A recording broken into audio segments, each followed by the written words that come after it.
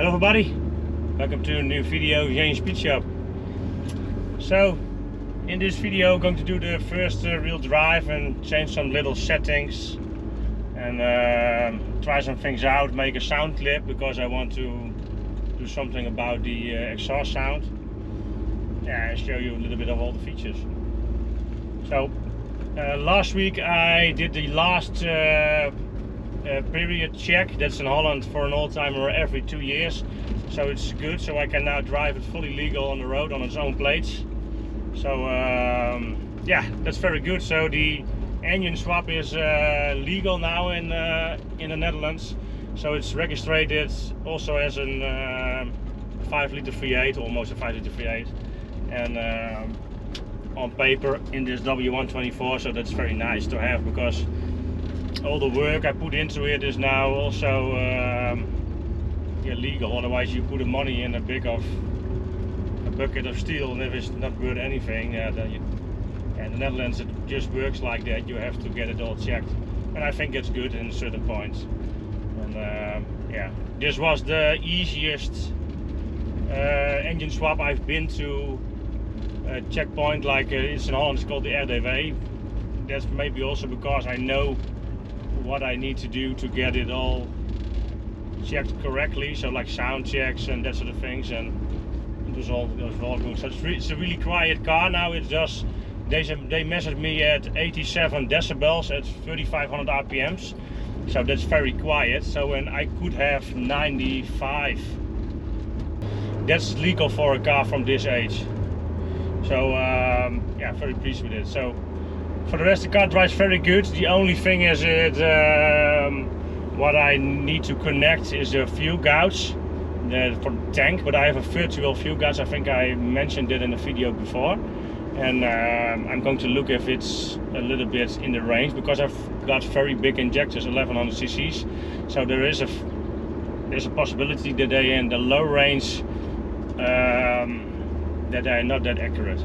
So you can change it. So I put everything to a certain point. I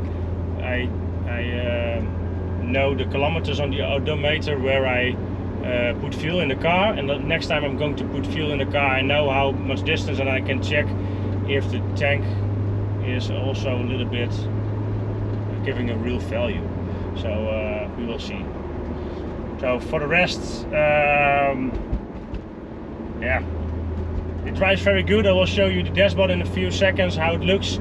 I got the suspension settings hardened up a little bit, also in the back a little bit more than in the front, because the back of the car is heavier than the front of the car. It's like 1840 kilos I think, and 810 on the front. And that's because I put the battery in the back. I needed to do that because otherwise I was over the axle weight of the front of the car, and you cannot have that on paper. That was the problem I had the last time with my 190. So if you're new to the channel, also have a look on the website JMSpeedshop.com.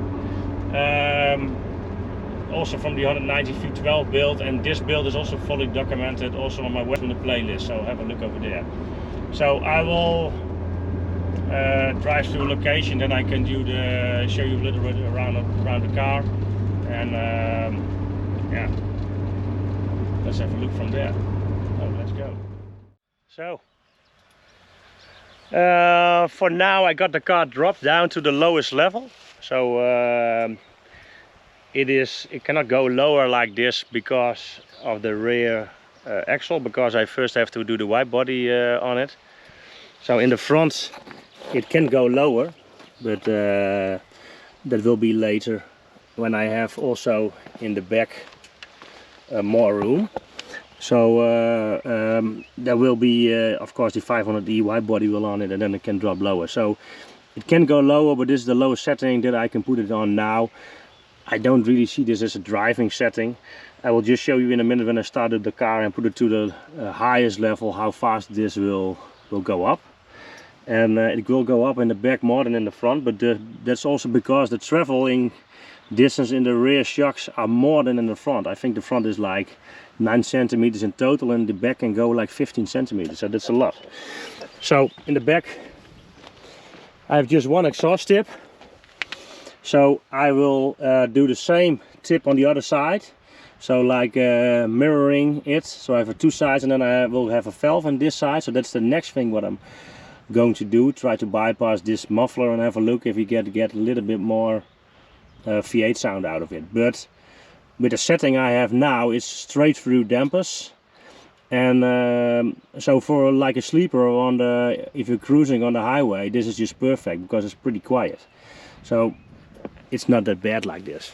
Sometimes you want a little bit more sound.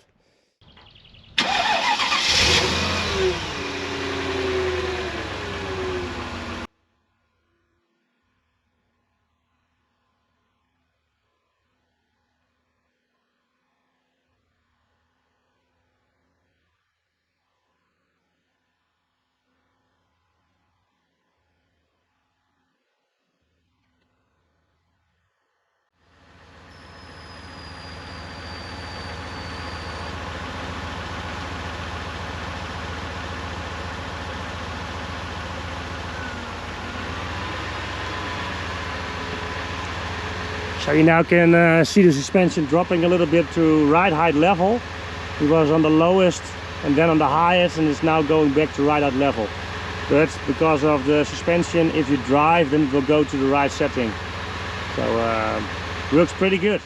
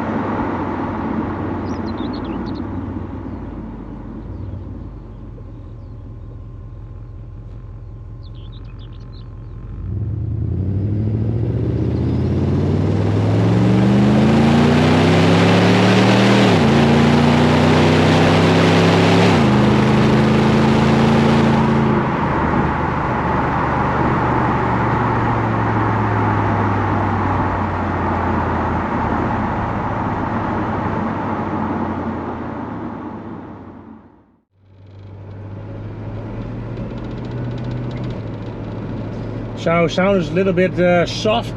I think for normal driving it's pretty good. The car drives pretty good. The things what I'm now doing is doing some transmission settings, so it shifts at lower loads a little bit better.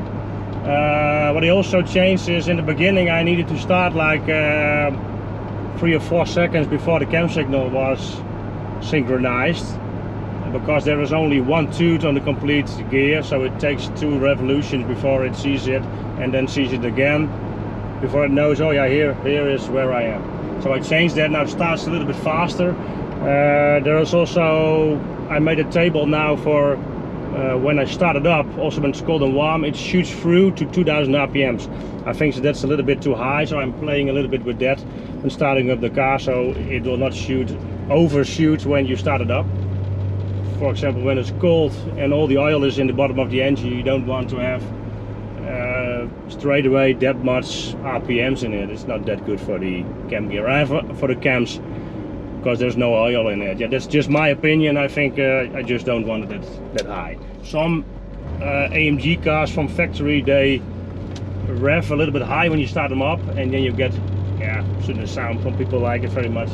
I just don't want it to be that high in the RPMs. Also, what I'm now looking for is when I'm cruising like in 4th and 5th gear, what RPM rate I am and what's the vacuum value I'm driving at. So most of the time I see like around 50% vacuum, so 0.5 or half a bar vacuum of 50 kph. And then in that setting my lambda target is just below 1, or it's like 99.5 to 1. And for cruising that can be a little bit more lean, and that will save you a little bit more fuel also. The last long drive I did was to the checkpoint where I need to get the car checked at the other way. It was like I think it was like 170 kilometers or something, but I did one on 6.5 liters or 1 liter on 6.5 kilometers, so that's not very good. But yeah, these engines in original condition, so this car has the original compression ratio. Of course it has a turbo, but it should do on long distances around 10 kilometers per liter. That should be possible, so I want to have a look if I can get it in some kind of range. Not that the fuel economy is that important, but it's nice to have. If you can adjust it a little bit, then that's always nice. So for the rest, if I'm back at my garage, I will show you my dashboard setup, what I have in it right now, because through the sunlight that's not that easy to see. So yeah, and for the rest, I found out that my engine mounts are pretty hot. So when I'm driving like over 100 and the engine gets a little bit more load on it, you will feel the engine much more in the front of the car than with the V12. So with the V12 I had never had any problems with these engine mounts. I think I will try a softer urethane setting. So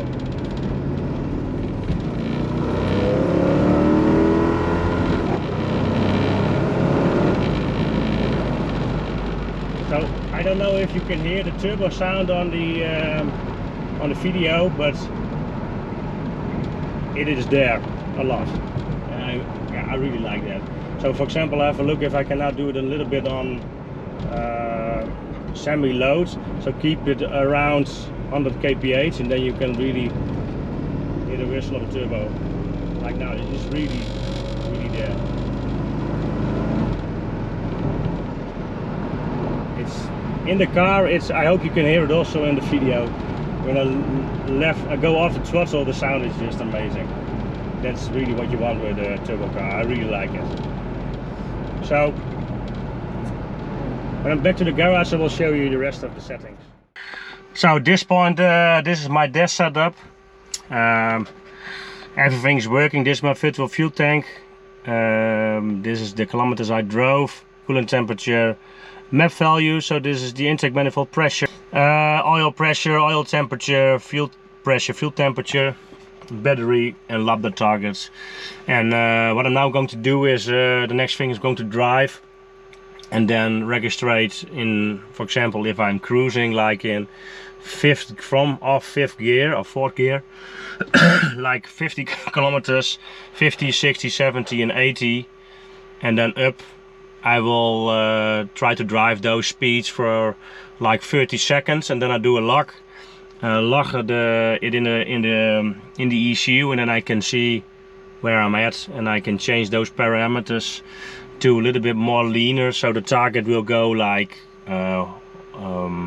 just above 101 or 102 or maybe 103. I have to discuss it with Daniel from the Daily Test Solutions, and then we will see if the car still has a good response on those lambda targets, because it should not get jerky or anything.